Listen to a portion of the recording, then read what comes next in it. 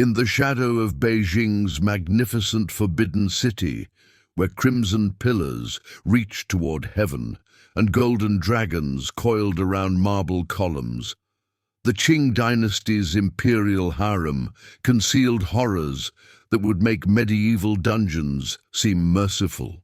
By comparison, between 1644 and 1912, over 300,000 young women entered these palatial quarters, yet fewer than 1% ever emerged alive, their bones now resting in unmarked graves beneath courtyards where tourists today admire. Architectural beauty. The Manchu rulers, who conquered China and established the Qing dynasty, brought with them tribal customs that viewed women as war prizes and breeding stock, transforming the imperial harem from a symbol of luxury into a systematized engine of human destruction. Emperor Kangxi, revered by historians as one of China's greatest rulers, personally designed protocols that reduced thousands of women to their most basic biological functions while stripping away every trace of individual humanity. The selection process began with imperial agents scouring the empire for girls aged 12 to 16, prioritizing those from families desperate enough to sell their daughters for promises of imperial favor that would never materialize.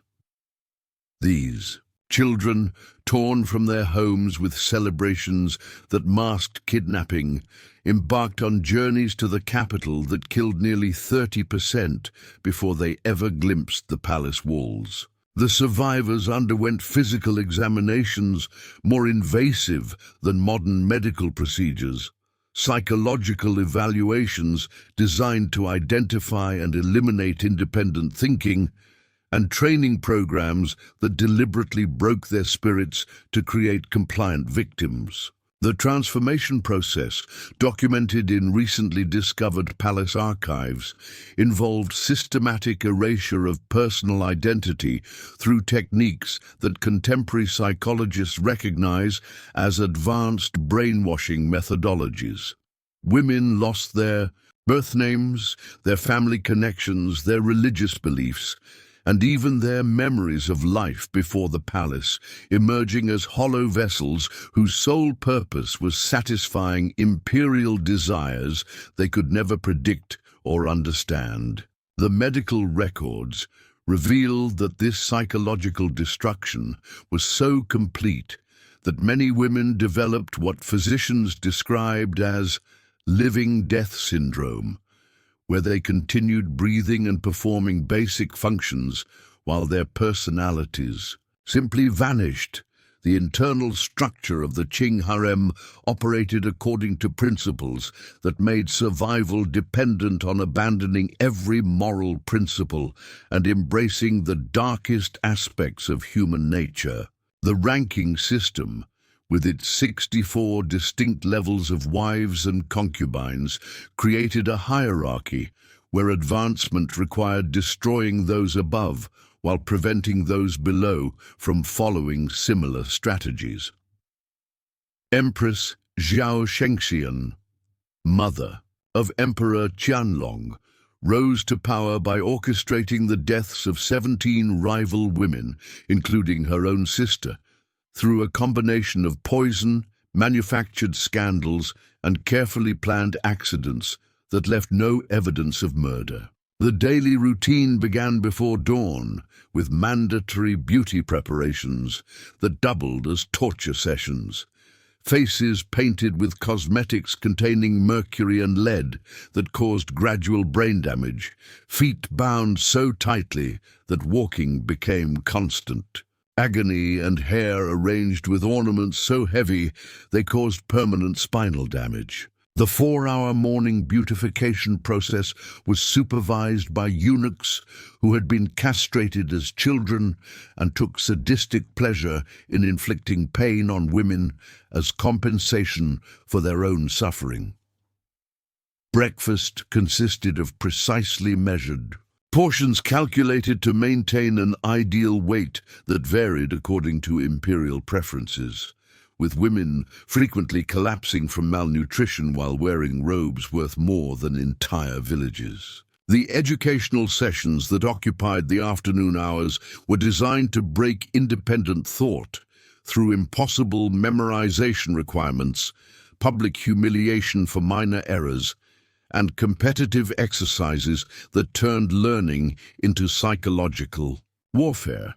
Women were required to master thousands of court protocols, memorize classical literature that celebrated their own subjugation, and demonstrate sexual techniques on practice dummies while being evaluated by panels of elderly eunuchs, who rated their performance with clinical detachment. Evening brought the terror of potential imperial selection, where women who had spent years preparing for a single encounter might be rejected after moments for incomprehensible reasons, their failure marking them for gradual elimination through reduced privileges that eventually led to starvation in forgotten corners of the palace complex. The violence within the Qing harem reached levels that shocked even hardened court officials accustomed to witnessing public executions and military campaigns. The competition for imperial attention created an environment where women routinely poisoned each other's food, sabotaged rivals' clothing with substances that caused painful skin reactions, and spread rumors that led to executions for imaginary crimes against the emperor. The palace workshops produced specialized weapons disguised as beauty accessories, hairpins with hollow centers for delivering poison, jewelry with hidden blades, and cosmetic containers that concealed toxic powders, capable of causing blindness, paralysis, or death depending on the dosage. Historical accounts document the case of noble consort Rong, who eliminated 12 competitors over 3 years using a combination of slow-acting poisons, manufactured evidence of treasonous activities, and seduction of key eunuchs who helped fabricate charges against her enemies. The punishment protocols escalated from psychological torture to physical brutality with methodical precision that revealed the systematic nature of this oppression.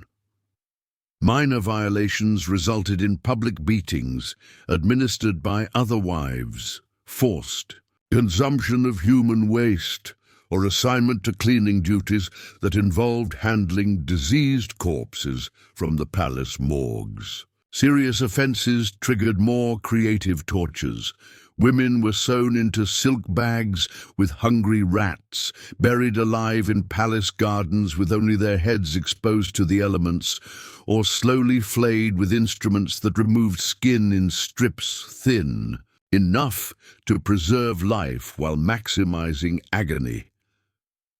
The most severe punishments, reserved for those who dared challenge imperial authority directly, involved being declared dead while still alive, and condemned to spend their remaining years as nameless slaves in underground chambers where they served as test subjects for experimental torture techniques.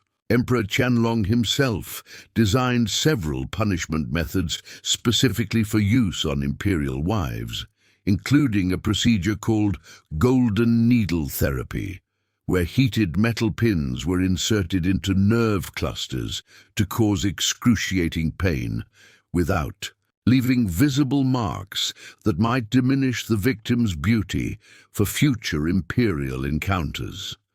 The psychological warfare within the harem created survival strategies that transformed ordinary young women into calculating predators capable of atrocities that would challenge the imagination of modern horror writers. The intelligence network that operated within the palace quarters employed every woman as both spy and potential target, rewarding betrayal with temporary privileges while ensuring that genuine human connection became literally fatal for anyone foolish enough to attempt it. Trust became a luxury that could cost lives, friendship transformed into a strategic liability, and love was punishable by death for both parties involved in unauthorized emotional attachments. The documentation system required women to report on each other's activities, thoughts, and even dreams, creating a surveillance state where privacy ceased to exist and paranoia became a necessary survival tool. Empress Dowager Cixi, who eventually seized control of the Chinese government, survived this system by orchestrating the elimination of over 40 rival women through methods so sophisticated that modern forensic investigators still cannot determine the exact causes of their deaths. The long-term psychological effects of harem life created patterns of behavior that influenced Chinese culture for centuries.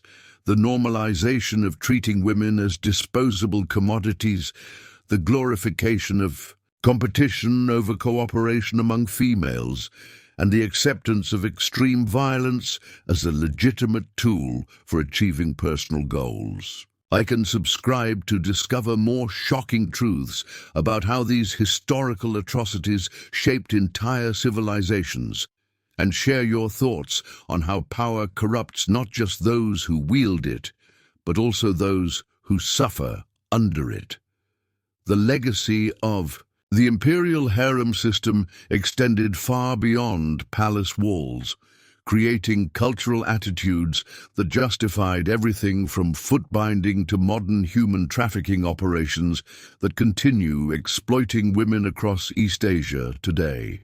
When archaeologists excavated the grounds of the Forbidden City in the 20th century, they discovered evidence suggesting that the imperial harem claimed more lives than most wars, with thousands of women's remains buried in mass graves that had been carefully concealed to protect the dynasty's reputation for benevolence and prosperity.